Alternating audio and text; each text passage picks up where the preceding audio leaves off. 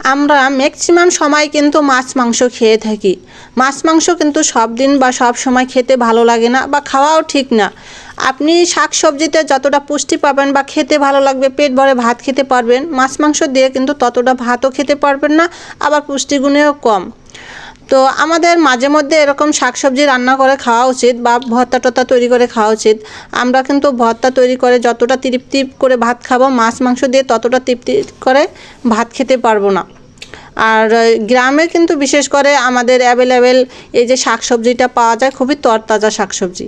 তো আজকে আমি এখানে এই যে কলা, তারপরে লাউ শাক, তারপরে কালো জিরা, এগুলো নিয়ে নিছি। এগুলো আমি ভর্তা করব যাতে করে একটু পেট ভরে ভাত খেতে পারি।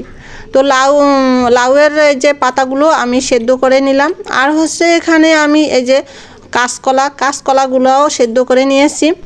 আর এই তো কাঁচকলা, লাউ শাক, কলা ভর্তা সব কিছু